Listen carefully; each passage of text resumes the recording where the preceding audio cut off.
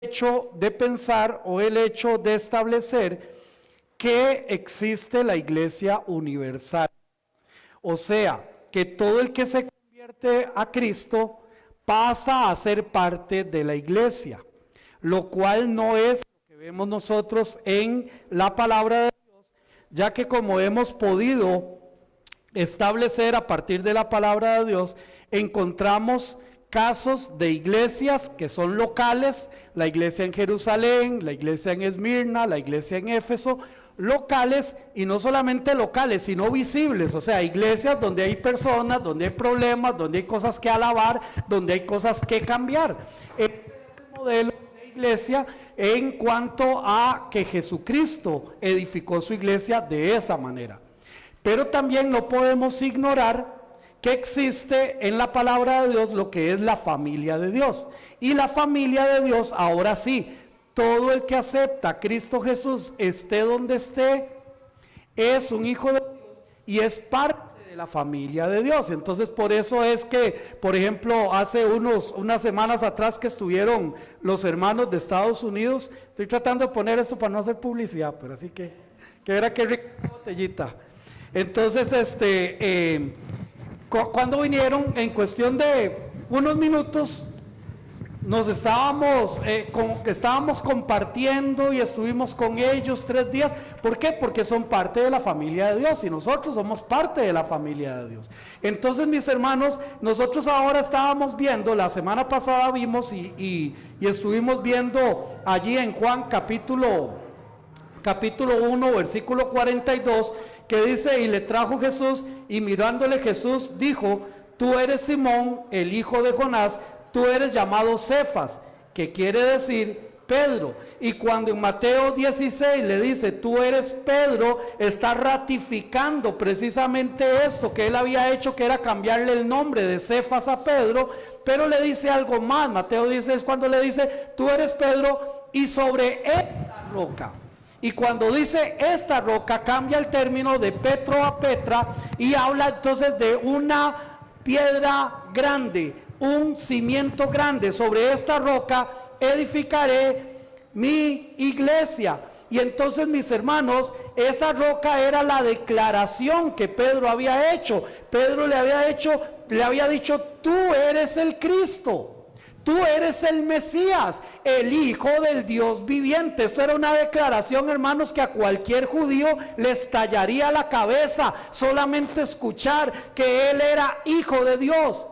Y decir que era el Mesías prometido, está hablando de todas las profecías de siglos atrás que se estaban cumpliendo precisamente en este hombre.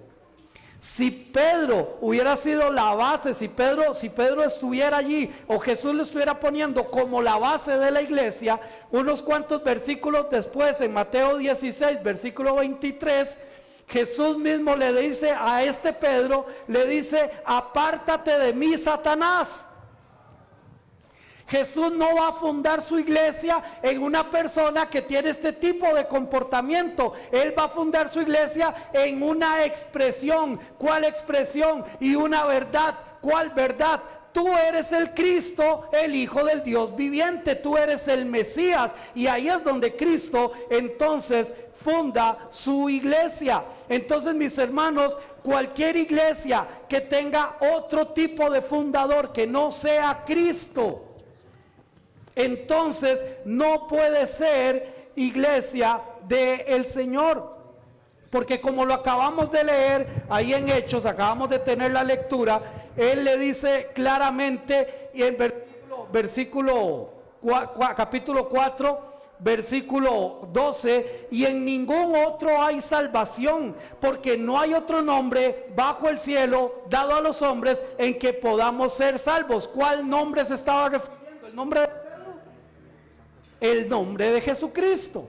Entonces, mis hermanos, la base de la iglesia es Cristo Jesús. ¿Y quién me quiere ayudar? Entonces, ahora sí vamos con Primera de Corintios capítulo 3, verso 11. Primera de Corintios 3, 11. Que lo tenga, lo puede leer. Amén. No sé si tenemos micrófonos, mi hermanito, para la lectura. Mi hermanita Catalina nos va a ayudar con la lectura, gracias.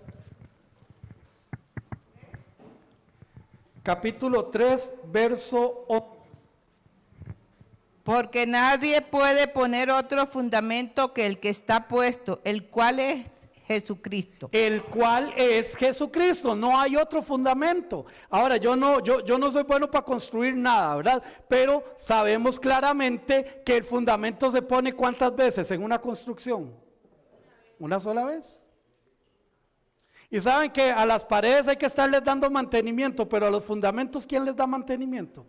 Ahí están. Son fuertes, son sólidos. Los techos hay que cambiarlos, hay que pintarlos, las paredes hay que pintarlas, pero los cimientos son sólidos. Él es el cimiento y dice la palabra del Señor, claramente lo dice porque, me acabo de perder aquí, 3:11, aquí estoy. Porque nadie puede poner otro fundamento que el que está puesto, el cual es Jesucristo. La iglesia del Señor se basa en Jesucristo. Vamos también a Efesios capítulo 2, versículo 20. Que lo tenga, lo puede leer, Efesios. Hermanito, gracias hermano Fernando. Pues en ninguno tengo el mismo ánimo y tan solo sinceramente es interésese por nosotros, por vosotros. Creo que estamos mal, hermanito. Es Efesios. Ay, perdón. Tranquilo, hermanito. Ahí le damos chance que lo encuentre. Efesios 2:20. No se preocupe, hermano. Efesios 2:20. Ajá. Dice, a ver, acá, 19:20. Edificados sobre el fundamento de los apóstoles y profetas, siendo la principal piedra del ángulo Jesucristo mismo. Ok, aquí está a la iglesia y le dice: edifíquese sobre el fundamento, sobre el fundamento de los apóstoles y los profetas. ¿A quiénes se está refiriendo aquí? Los apóstoles, ¿quiénes eran los apóstoles? Los que estuvieron con Jesús, el fundamento de los apóstoles y los profetas. ¿A quién se está refiriendo con los profetas? Al Antiguo Testamento. Entonces, la base de la iglesia, edificado sobre el fundamento de los apóstoles, lo que han enseñado los apóstoles acerca de Jesús. Ahora nosotros tenemos el Nuevo Testamento, los profetas, el Antiguo Testamento, profecías que se cumplen en Jesús, siendo la principal piedra de ese ángulo, ¿quién?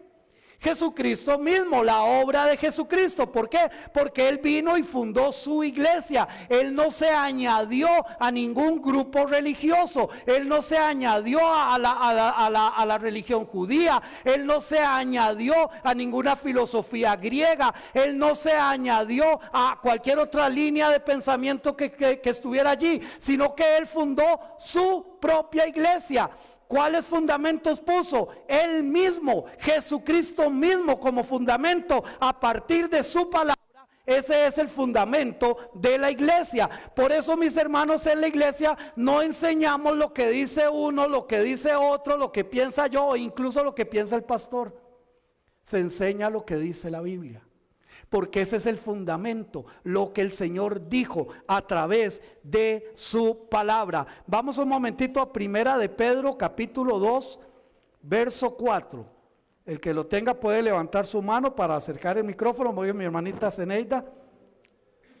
Primera de Pedro, capítulo 2, verso 4.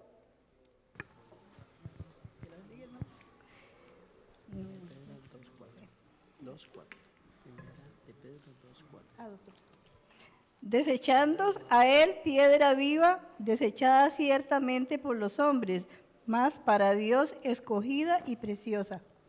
Amén. Acercaos a él. Ahora vea que en el pasaje de Efesios nos dice edifíquense en él. Ahora nos dice acérquense a él.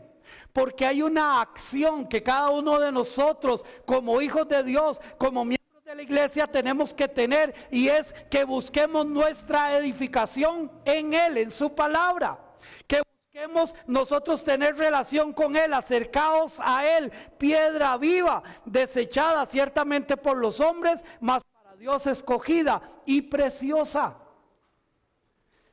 Pero hermanos, ¿qué interés podría yo mostrar en alguien que solo me le acerco para pedirle ayuda? que nunca le escribo un mensaje, nunca paso a saludarlo, nunca, pero cuando estoy en una carrera paso y ok, me ayuda en esa carrera. Pasa un tiempo, estoy en otra carrera y voy. ¿Saben que muchas veces actuamos así con Dios?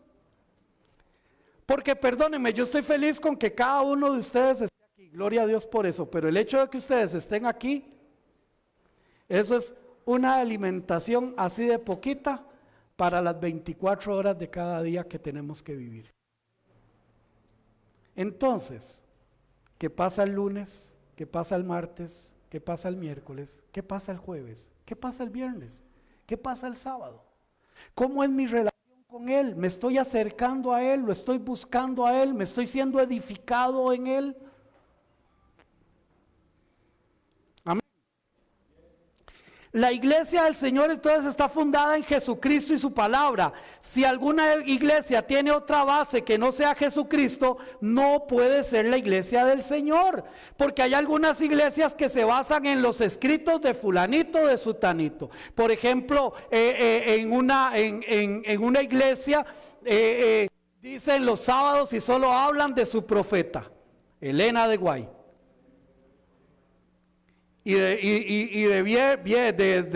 Desde el domingo hasta el viernes usted escucha mensajes muy lindos, música muy bonita, pero el sábado todo es la profeta Elena de White. Entonces, ¿ellos en qué están basados? En otras iglesias tienen la Biblia, pero tienen las costumbres, tienen las tradiciones, tienen un líder de la cabeza de esa iglesia que dice por dónde tiene que ir todo el mundo creyendo y enseñando. Y cada líder que se levanta de esos, así depende de ese líder, para allá va la iglesia. Y después otro líder dice, no, eso no era así, sino que ahora tenemos que pedir perdón por todas las cosas que no se hicieron, y para allá va la iglesia pidiendo perdón. Y después que no, que creemos en esto, y para allá va la iglesia. Y entonces la base no es Jesucristo y su palabra. Otras iglesias, hermanos, tienen al pastor como su líder. Y por favor, nunca ponga la mirada en este servidor, por favor. Yo soy el más inútil que puede haber. Pongamos la mirada en Cristo.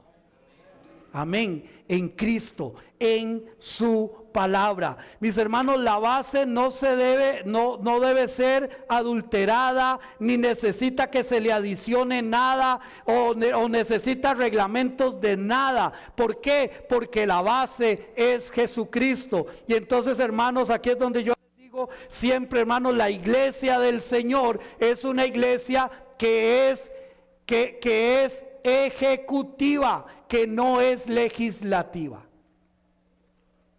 Hay iglesias que son legislativas, cambian las leyes, cambian lo que dice la palabra, porque es que ahora estamos en nuevos tiempos. Entonces, como estamos en nuevos tiempos, ahora hay que irse por esta corriente para que la gente no se nos enoje, para que esto y para que lo otro. Ay, no, nuevas oleadas de pensamiento, entrémosle a las nuevas oleadas de pensamiento. No, mis hermanos, la iglesia del Señor no necesita adhesiones. La iglesia del Señor se basa en su palabra. Y como decíamos el domingo pasado, que por 50, 60, 100 y más años la iglesia del Señor ha estado defendiendo la palabra del Señor. Y ahora voy a hablar un momentito, solamente un momentito, porque a mí no me gusta hablar de la denominación, pero ¿por qué bautista? ¿A qué se debe bautista? Bueno, mis hermanos, se debe a que ese era un nombre que se le dio a un grupo que venía desde el tiempo de Jesucristo. Vienen grupos, los arnoldenses, los albigenses, y usted puede seguir la historia. Y entonces más o menos como en el 1300, 1400, a esos que seguían la palabra de Dios, resulta que nunca aceptaron el bautismo de niños, por ejemplo, ni aceptaron el bautismo por muertos. Y entonces les llamaban los rebautizadores a esos grupos. Se les llamaban los anabautistas, los rebautizadores. bautizadores, porque todo el que venía a sus iglesias le decían: a usted no lo han bautizado, usted necesita el bautismo correcto. Y entonces esas iglesias volvían a bautizar. Bueno, no volvían a bautizar, bautizaban. Lo que hacían las otras personas eran ritos. Y entonces así fue quedando el nombre. Ya en 1560 por ahí se le quita el anabautista o rebautizadores y quedan solo como bautistas. Y a partir de 1560 tenemos este nombre, que ha sido un nombre que lo que quería era maltratarnos. Bueno, por eso somos Iglesia Bautista. Pero déjeme decirle una cosa: los rótulos todos van a quedar ahí, así que no peleemos con rótulos. Porque también les digo otra cosa: hoy por hoy hay iglesias que tienen el rótulo de bautistas y no están enseñando la palabra del Señor. Están hablando de otras cosas, siguiendo otras corrientes. Y lo que dice Apocalipsis con respecto al candelabro, que le dice: yo voy a quitar tu candelabro y lo voy a poner aparte. Siguen siendo instituciones, pero han dejado de ser iglesia del Señor. Por eso no es un asunto de nombre, es un asunto de quién gobierna. Esta iglesia la gobierna el Señor Jesucristo a través de su palabra. Por supuesto que nuestra iglesia tiene una fecha de estar presente en Cartago, pero pertenecemos a la iglesia del Señor, la cual Él fundó en su ministerio terrenal. Jesús es nuestro Señor y nuestro director. Nosotros le debemos a Él toda obediencia y necesitamos respetar su palabra, la Biblia, en absolutamente todo lo que hacemos. En todo lo que hacemos tenemos que consultar la palabra de Dios. No podemos hacer nada si no hemos consultado la palabra de Dios. Ahora quiero hablarles un poquito más allá de la etimología de la palabra que se traduce como iglesia, y vamos a ver un poquito cuántas veces y en qué forma se utiliza. Amén. Porque esto también es una evidencia más de que no existe el tal concepto de iglesia universal. Así que vamos a ir un momentito a Hechos capítulo 2, versículo 47. El que lo tenga lo puede leer, por favor. Hechos 2:47.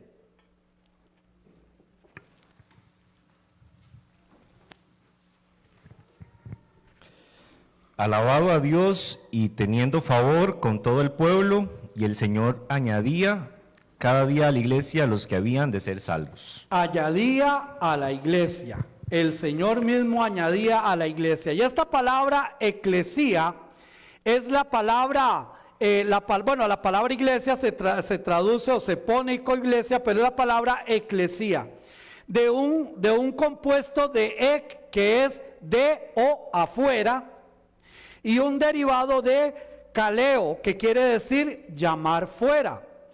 Concretamente, entonces, es una reunión popular, específicamente congregación religiosa, sinagoga judía o comunidad cristiana de miembros en la tierra aquí presentes. Se hace un llamado de los que están en el mundo para que vengan afuera y lleguen. Y entonces, hermanos, nosotros somos llamados de afuera. El Señor nos llamó, el Señor nos salvó, el Señor nos limpió, y ahora a través del bautismo nosotros somos parte cuando venimos a la iglesia que Jesús edificó. Porque con esto que les estoy enseñando, mis hermanos, también tenemos que entender que hay muchas iglesias allá afuera que no son la iglesia del Señor. ¿Por qué? Porque no estudian la palabra de Dios, porque no obedecen la palabra de Dios, porque el líder es un hombre, porque el líder es una organización, porque el líder es una denominación. La iglesia del Señor la maneja precisamente Él. Ahora, en nuestra Biblia en español traduce este término eclesía como iglesia o también asamblea. Este término no es exclusivo de la Biblia, ya mucha literatura secular la utiliza para referirse a una asamblea o una congregación de individuos llamados fuera con el objetivo de cumplir con un propósito común o una meta. De ahí la traducción al español, iglesia. Entonces, cuando por ejemplo en la comunidad hacen un llamado, en la comunidad donde usted vive y dicen, tenemos que hacer una reunión con los vecinos para seguridad comunal, y hacemos un llamado a todos los vecinos que vengan a la plaza porque van a llegar y nos van a explicar. Eso es un llamado, salgan de, y lleguen a un lugar para entonces juntos, como una congregación, como un conjunto, tomen decisiones sobre esto, sobre aquello y sobre lo otro. Entonces, mis hermanos, ese es el concepto real de la palabra eclesía. Ahora, la utilización de este término en la Biblia, quiero decirles que en la Biblia este término se utiliza 117 veces.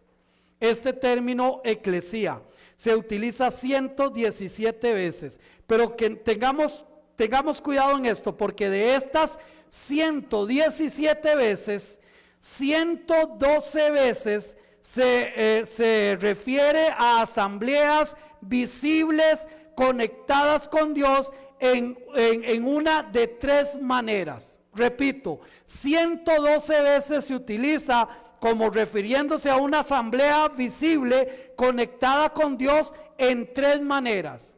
La primera forma se refiere a la iglesia específicas locales y visibles, como lo hemos visto. Entonces, por ejemplo, Hechos 1:8, el que tenga Hechos 1:8, y si alguien me puede ayudar también buscando Primera de Corintios 16, 1 y 2. Perdón, Hechos 8:1, disculpen. Hechos 8:1. El que lo tenga lo puede leer, mi hermanita. Gracias.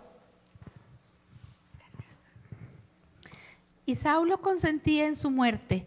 En aquel día hubo una gran persecución contra la iglesia que estaba en Jerusalén, y todos fueron esparcidos por las tierras de Judea y de Samaria, salvo los apóstoles. Ok, entonces había una asamblea, llamados fuera, visibles porque fueron perseguidos, conectadas con Dios. Claro, ¿por qué los persiguieron? ¿Por qué los persiguieron? ¿Por ser sapricistas los persiguieron? No, ¿verdad? Persiguieron porque eran cristianos, porque seguían a Cristo, porque enseñaron a Cristo. Y hasta aquí todavía no se les había llamado cristianos, se les llamaba los del camino, pero todavía el término cristiano aquí no estaba. Sin embargo, ya había una persecución por honrar a Cristo. Entonces, son una comunidad llamados fuera, visibles y conectadas con Dios. Primera de Corintios capítulo 16, versículo 1 y 2. ¿Quién lo quiere leer? ¿Quién lo tiene? Repito, Primera de Corintios capítulo 16, hermana Sofía, versos 1 y 2. Dice: en cuanto a la ofrenda para los santos, haced vosotros también de la manera que ordené en las iglesias de Galacia. Cada primer día de la semana, cada uno de vosotros ponga aparte algo, según haya prosperado, guardándolo para que cuando yo llegue no se recojan entonces ofrendas. Ok, entonces en cuanto a las ofrendas para los santos, Pablo les está hablando a quiénes, a una congregación, a una eclesía. En cuanto a las ofrendas para los santos, haced vosotros también de la manera que ordené. ¿A quiénes ordenó? A unas iglesias locales y visibles en Galacia. Les dio una orden, les pidió que hicieran de una forma. ¿Y cuál era la forma? Cada primer día de la semana, cada uno de vosotros, individualidades, en otras palabras, eran visibles. Estaban allí, ¿me doy a entender? Pongan aparte algo según hayan prosperado, guardándolo para que cuando yo llegue no se recojan entonces ofrendas. Ahora, estas ofrendas, ¿para quiénes eran? Para la otra iglesia que estaba en necesidad. Entonces estaban conectados con Dios. De estas 117 veces que se usa el término eclesía, 112 veces vemos esa característica y por supuesto que no vamos a ver los 112 casos, pero vamos a ver uno más. Primera de Corintios 16, ahora el versículo 19. Mi hermanita, ¿lo lee o tiene una pregunta? No, yo lo tengo. Lo lee, gracias. Y alguien que me ayude con Gálatas 1:2 también, para poner ahí las 4. Ok, hermana, Primera de Corintios 16, 19. Las iglesias de Asia os saludan. Aquila y Priscila, con la iglesia que está en su casa, os saludan mucho con el Señor. Las iglesias, o sea, les mandan un saludo, las iglesias, plural, de Asia, les mandan saludos a quién, Aquila y Priscila. O sea, eran personas visibles. Y no solamente dice con la iglesia que estaba en su casa, o sea, en su casa servía como un lugar de reunión.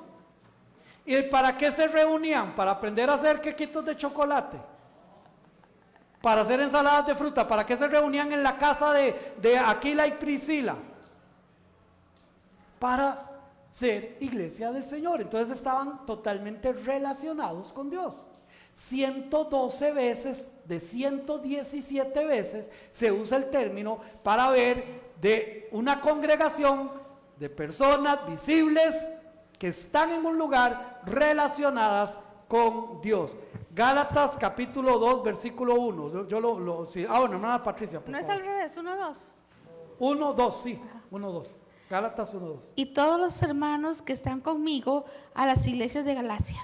Y entonces Pablo está hablando a la iglesia y le dice, y todos los hermanos que están con él. Entonces no era una iglesia universal, sino que habían hermanos con él. Ahí estaban, eran sus hermanos, eran los que lo apoyaban, eran los que le ayudaban. Y todos los hermanos que están conmigo a las iglesias plural, a las iglesias de Galacia, en un lugar conectadas con Dios. Amén. Entonces, de estas 117 veces, 112 veces se refieren a esto, a una asamblea de personas visibles que están en un lugar ubicados y que están conectados con Dios, que tienen que ver con Dios. No era un llamado comunitario, sino que era un llamado con Dios. Ahora, la segunda forma en que se usa se refiere a la iglesia o eclesía como iglesias locales en un sentido institucional. ¿Qué quiere decir esto? Por ejemplo, cuando yo digo, el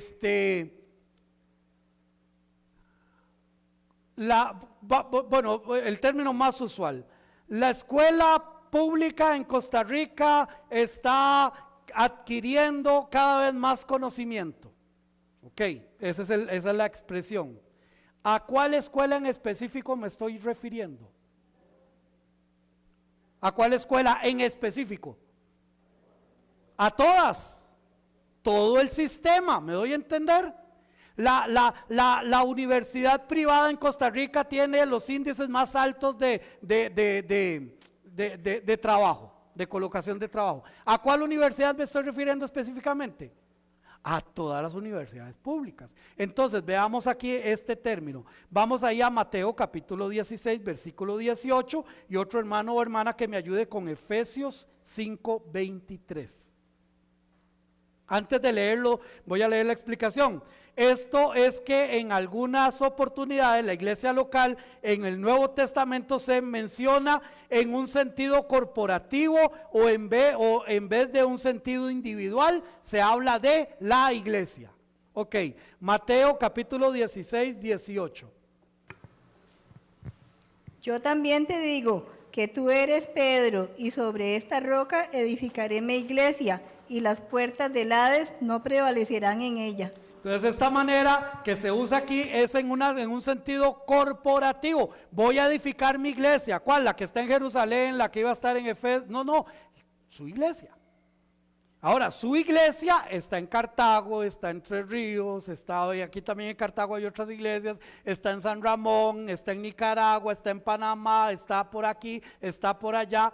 Y hablando en el sentido misionero, todavía hay lugares donde no está la iglesia del Señor. Y me estoy refiriendo a Costa Rica. Ya le doy la palabra, hermano Alexis. Me estoy refiriendo, en Costa Rica hay lugares donde no hay iglesia del Señor. Entonces, hermano, eso es corporativo. ¿Sí, mi hermano Alexis?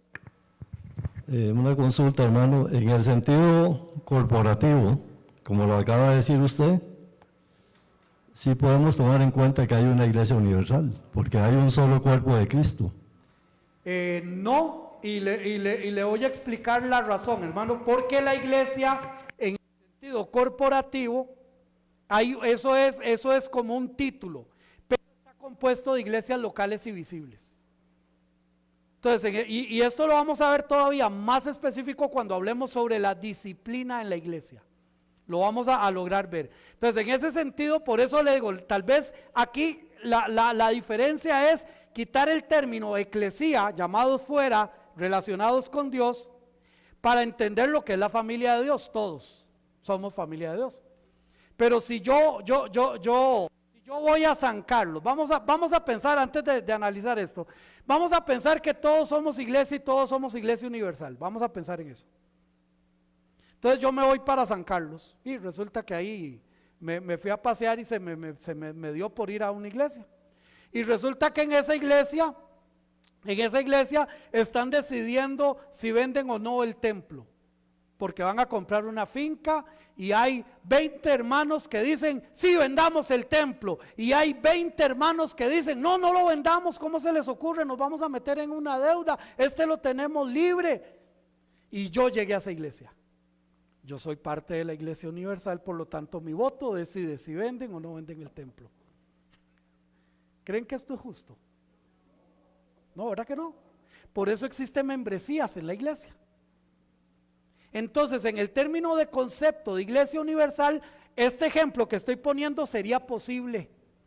Sería posible porque todos somos miembros de la iglesia de Jesucristo. ¿Me doy a entender? Por eso nosotros tenemos que entender que una cosa es la familia de Dios y otra cosa es la iglesia de Dios. Hermanito Gilbert, si me ayudan acá. Sí, hermano, por eso son locales, porque un miembro de una iglesia no tiene vela en la membresía de otra. Yo no puedo ir a entorpecer la labor de una iglesia bautista en San José, yo no soy miembro de ahí, no puedo votar. Ellos no conocen mi estado espiritual, cómo está, si estoy en disciplina, si me estoy portando bien. Igual sucede con cualquier visita que llegue a una iglesia, no sabemos si es creyente, si está bautizado. Por eso la iglesia necesita la membresía, porque entonces todos nos conocemos. Amén, así es. Y entonces, mis hermanos, entendiendo precisamente esto, se me vino una idea y se me volvió a ir, pero no importa. Vamos a Efesios capítulo 5, versículo 25. No sé si alguien lo iba a leer, ok, mi hermanito. Para una pregunta. Ok, voy a primero leer. Dice Efesios 5, 25. Maridos, amad a vuestras mujeres, así como Cristo amó a la iglesia. ¿Cuál iglesia? La de Éfeso, la de Esmirna, la de... Corporativamente. Como Cristo amó a la iglesia y se entregó a sí mismo por ella. Ahora sí, mi hermano, le escucho. Yo pienso que digamos, tenemos un reglamento aquí. Eso nos vuelve una corporación. Todos estamos, o sea, con la misma doctrina. Y los bautistas, ¿por qué nosotros estamos federados? Porque o sea, es importante. Es independiente o sea, yo sí pienso que la iglesia es universal. O sea, no sé si estoy equivocado, pero entiendo el concepto de este señor, del hermanito. Yo desde la vez pasada que hablaron de eso me quedé con la espinita en la mente, en el corazón. Por eso les digo, mis hermanos, si nosotros entendemos que existe la familia de Dios y que todos somos miembros de la familia de Dios, podemos clarificar ese asunto. Y ahorita lo vamos a ver todavía más específico, ahorita vamos a verlo un poquito más específico. Entonces, las instituciones siempre son definidas en términos perceptibles o palabras. La institución del matrimonio, por ejemplo, ¿de qué matrimonio me estoy refiriendo? No, es la institución del matrimonio. Entonces no es un término que sea ajeno a lo que nosotros podemos conocer. Cuando hablamos de la institución del matrimonio, se habla de una institución refiriéndose a muchos matrimonios. Esta institución está definida para un hombre y una mujer quienes integran el santo vínculo del matrimonio. Cualquier otra cosa fuera de estos parámetros se constituye en una violación a la definición de la Escritura. Entonces, cuando se habla del matrimonio, estamos hablando de la institución del matrimonio. Mi hermanito Fernando, y luego hermanito Eric. Ya le llega el micrófono básicamente para que no quede un vacío en la transmisión. Gracias. Si fuéramos universal, tendríamos un líder, igual que el Papa. Pero Dios puso desde un principio iglesias separadas. Amén. Por eso somos el cuerpo de Cristo y somos la iglesia metida en el cuerpo de Cristo. Amén. Con muchos miembros, pero en un solo nombre, Jesucristo. Amén. Y le voy a echar otra palada de sal a eso que está diciendo mi hermano. Bueno, ¿y con quién se casa Jesucristo en las bodas del Cordero? Con su iglesia. Esto es lo importante de entender este concepto, hermanos. Porque una cosa es ser miembro de la familia de Dios y otra cosa es ser parte de la iglesia del Señor. Hermano Eric. Otra cosa que hay que tener en cuenta es que yo puedo aceptar a Cristo. Lo acepté, por ejemplo, en el Parque Central de Cartago cuando la primera iglesia bautista de Cartago salió a evangelizar. Pero yo vivo en Liberia, Guanacaste. Nos pasó con un muchacho de Heredia, precisamente. Ok, entonces, no he sido bautizado, ¿verdad? Y si entendemos que en la Biblia el bautismo nos identifica con una iglesia local. Dicho de otra manera, recoja ofrendas en una iglesia universal. Bautice en una iglesia universal. Discipline en una iglesia universal. Discipline, como en el caso de Corintios, en una iglesia universal. Y otra paladita de sal, tome la cena en una iglesia universal. Tome la cena en una iglesia universal. Ahora, cuando Jesucristo habló de su iglesia, estaba hablando en dos sentidos. Uno, la iglesia que él estaba fundando ahí con sus apóstoles. Es decir, ellos eran, bueno, con sus discípulos en realidad, que no eran solo los apóstoles. Ellos eran su iglesia. Luego estaban siendo entrenados para edificar esa iglesia. Y una vez edificada esa iglesia, tenían que salir a fundar otras iglesias. En Apocalipsis, cada iglesia tiene un problema particular y el Señor les escribe de manera individual, no corporativa. Amén, amén.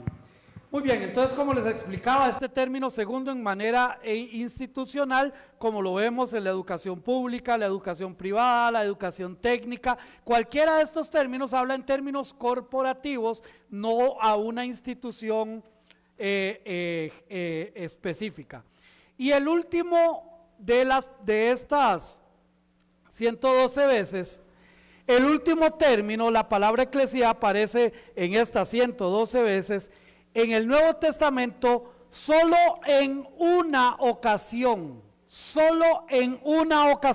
de 117 formas que se usa el término eclesía, solo en una ocasión se refiere a una asamblea universal. Y eso está en Hebreos capítulo 12, versículo 23. Y vamos a ir a Hebreos capítulo 12, versículo 23.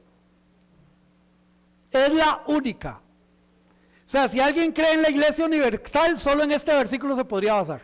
¿Ok? Y vamos a ver qué es lo que dice. Hebreos 12, 23. ¿Quién quiere leerlo? Ok, bueno, ya, hermanito Esteban, creo que lo va a leer. Gracias. Si quiere, búsquese usted, hermanito Jorge, ahora, después, Efesios 2, 6 y 7. Pero escuchemos lo que dice Hebreos 12, 23. Dice así: a la congregación de los primogénitos que están inscritos en los cielos, a Dios, el juez de todos, a los espíritus de los justos hechos perfectos. Ok, entonces aquí sí, ahí está la Iglesia Universal, a la congregación de los primogénitos que están inscritos en los cielos, a Dios el juez de todos, a los espíritus de los profetas. Ahí están ellos. Pero hermanos, si usted lee el versículo anterior, versículo 22 dice: sino que os habéis acercado al monte de Sión, a la ciudad del Dios vivo, Jerusalén la celestial, a la compañía de muchos millones de ángeles, a la congregación de los primogénitos que están inscritos en los cielos, a Dios el juez de todos y a los espíritus de los justos hechos perfectos. ¿Dónde va a ser eso? En el cielo.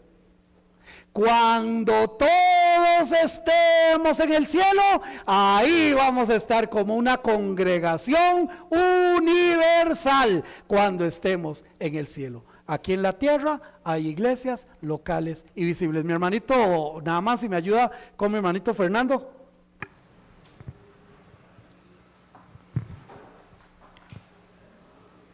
La iglesia está registrada en el cielo. El que ha nacido de nuevo está registrado en el cielo. Ahí sí pertenece como Iglesia Universal, porque es el cuerpo de Cristo. Pero para entrar al cielo tenemos que estar registrados. El que quiere ir a Estados Unidos, si no le dan la visa, no puede entrar. Lo mismo en el cielo. Si no estamos apuntados en el libro de la vida, no vamos a entrar al cielo. Amén. Eso es lo que tenemos que preocuparnos y preguntarnos: ¿estoy yo apuntado en el libro de la vida? Amén, amén. Gloria a Dios por eso. Entonces, mis hermanos, solo hay un término. De 117 veces que se usa el término eclesía, solo hay uno que dice una congregación unida, pero en el cielo, no aquí en la tierra. Hermano Eric. Y en el cielo es que hay una doctrina también que dice, que viene prácticamente de la Iglesia Católica, ¿no? O sea, de la Iglesia Romana. Ajá. Que habla de una iglesia universal, sobre la cual, como dijo muy bien hermano Fernando, hay un pastor universal que es el Papa, al cual están sujetos todos los pastores, ¿verdad? Y sobre Costa Rica hay un obispo también, al cual están sujetos todos los sacerdotes, pastores locales, por así decirlo. No sucede con nosotros, porque así no lo estipula la palabra de Dios. Sin embargo, ellos hablan de una iglesia militante, y hablan de una iglesia en el cielo, pero es que resulta que es, tal vez por el uso de la palabra que es muy amplio, que es asamblea, ¿verdad? Sin embargo, en el cielo no hay una iglesia. No, en el cielo vamos a estar todos los hijos de Dios, por supuesto. Exactamente, y él se va a casar con su esposa, porque ya no va a haber bautismos, ¿verdad? Y lo que sí va a haber dice que él va a volver a tomar los elementos de la cena con nosotros. Amén. En la mesa de su Padre, allá en el cielo, ¿verdad? Pero ya no va a ser ya una iglesia en el sentido que lo tenemos en la tierra, sino que va a ser la esposa del Cordero. Exactamente, o sea, hay que cambiar de escenario y cambia un montón de cosas. Y cambia la función. Exactamente. Hermanito Chemita.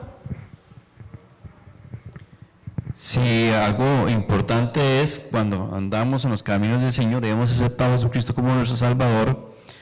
Acordémonos que antes de la fundación del mundo Él ya nos había seleccionado, por decirlo así, y estamos inscritos en el libro de la vida. En este momento yo tengo visa para el cielo porque estoy inscrito en el libro de la vida. Amén. Estoy en esta transición, ¿verdad? Cuando ya pase allá, voy con mi visa, pero ya estoy visado, inscrito en el libro de la vida, y mucho antes de la fundación del mundo, el Señor, amén, o sea, a Chemita ya lo había escogido el Señor. Amén, amén, amén. Entonces, mis hermanos, nosotros tenemos que tener claro, esta congregación que está hablando acá, es en el cielo, no es aquí. Ya leo la palabra, mis hermanos, mi hermano, ya leo la palabra. Entonces, teniendo esto sumamente claro, el término de iglesia universal no calza, no calza. ¿Por qué? Por lo que acabamos de hablar, cena del Señor, disciplina e incluso la misma membresía, el poder demostrar muchas cosas que tienen que ver con iglesia local. Ahora, nada más, ya para darle la palabra a mi hermanito Eric, si bien es cierto, Dios nos escogió, ¿verdad? En Romanos capítulo 8 encontramos la predestinación. Si bien es cierto, Dios nos escogió, Él no hizo nada para que alguien le acepte o algo para que alguien no le acepte, sino que Él murió por absolutamente todos, pero por supuesto que Él sabe quién le va a seguir y quién no le va a seguir. Pero la puerta está abierta para todo aquel que cree en el Señor Jesucristo. Ahora sí, mi hermanito Eric. Bueno, ya vos, hermano, tocaste parte de lo que yo iba a decir. Okay. Ahora, la clave para entender esto está en leer lo que dice tanto Efesios como Romanos. No es que Eric Rovira fue escogido para ser salvo. En realidad, Dios escogió a toda la humanidad para ser salvo. Ahora, eso es en Cristo. Y para estar en Cristo, yo tuve que arrepentirme de mi pecado y aceptar a Cristo como Salvador personal. No es que Dios me escogió a mí y desechó a Juan José Pérez. ¿Me explico?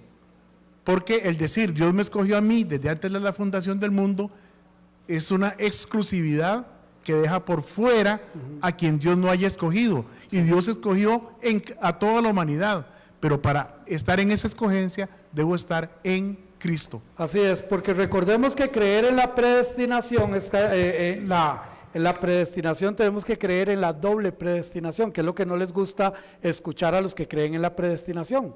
¿Cuál es la doble predestinación? Bueno, escogió a algunos para salvación, pero entonces escogió a otros para condenación. Eso sería una doble predestinación y no es lo que enseña la palabra del Señor. Hermano Fernando.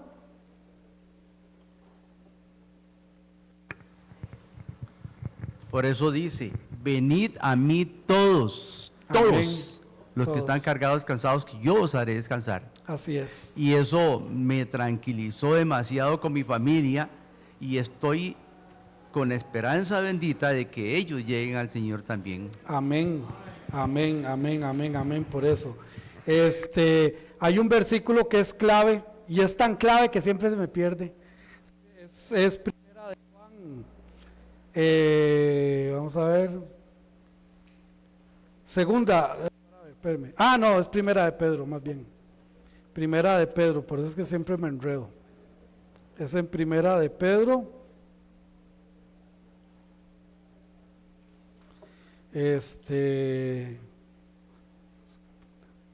Vamos a ver, con todos aquellos que permanecen en la vida piedad.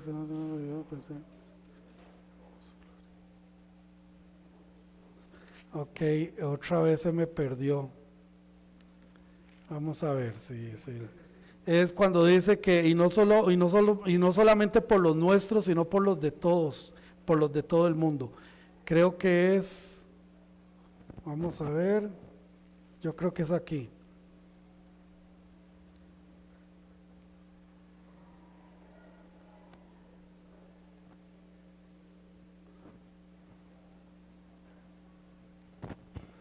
Ok, bueno, ahí ahorita se los busco. El otro día mi hermano nada más me ayudó a encontrarlo, pero no lo apunté.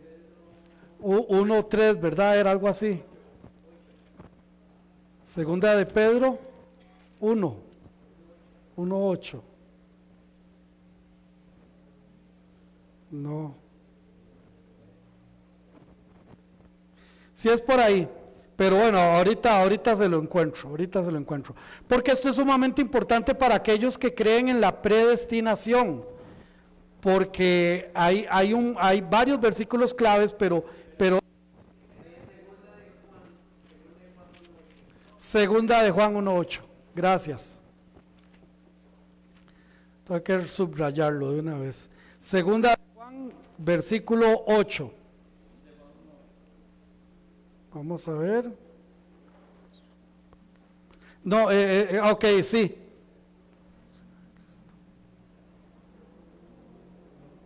No. No me suena. Ok, no, es que dice un versículo que Él murió por los pecados, pero no solamente por los nuestros, sino por los de todos. Tal vez en el que tenga ahí una concordancia, puede buscarlo, por los de todo el mundo. Primera de Juan 2:2. Vamos a ver. Ahí, gracias hermana. Ok, vamos a ver. Vean lo que dice para los que creen en la predestinación. Los que creen en la predestinación es que Dios murió por unos, porque Él murió por los pecados de los elegidos, nada más. Pero vean lo que dice Primera de Juan 2:2. Y Él es la propiciación por nuestros pecados. Está Juan hablando. Por nuestros pecados. Y no solamente por los nuestros, sino también por los de todo el mundo. Ahí está.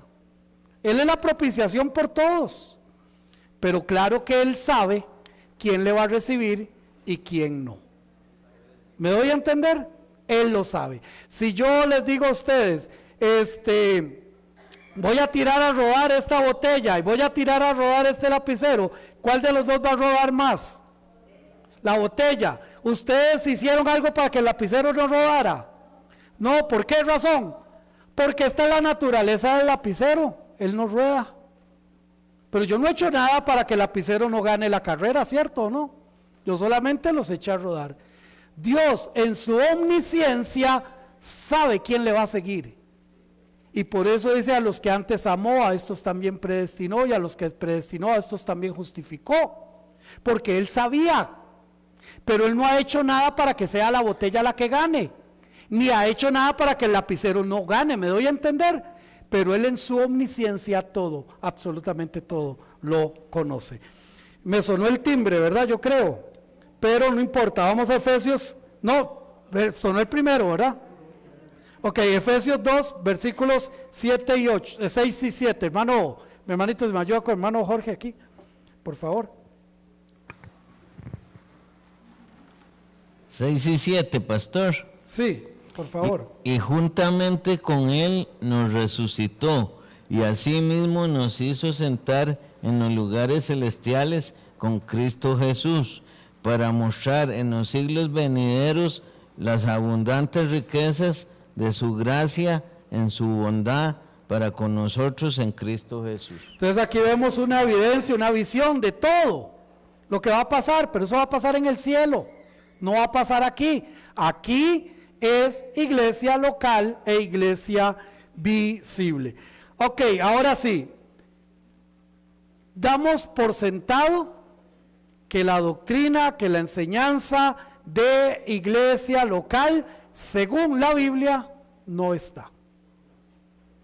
Según la Biblia encontramos iglesias locales y visibles con sus complicaciones, con sus problemas, unas con más problemas que otras, otras con más situaciones que otras. Y como yo digo, hermanos, si usted lograra ver y analizar y encuentra una iglesia perfecta, así perfecta, por favor no se meta.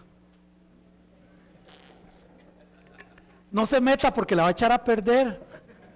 Porque usted y yo la vamos a echar a perder. Déjela así queditita, no entre. Porque no existe iglesia perfecta. Por eso es que Dios le tiene que llamar la atención a su iglesia. ¿Cómo nos llama la atención nuestro Dios a nosotros hoy? A través de su palabra. Probablemente en el concepto suyo, no, Iglesia Universal, claro, bueno, aquí acabamos, el Señor a través de su palabra nos está enseñando lo que es la iglesia local visible. Y a partir de ahí vamos a empezar a ver entonces una serie de cosas, como por ejemplo vamos a ver lo que es el bautismo. ¿Por qué hay personas que dicen, verdad que no ha sonado el segundo, verdad?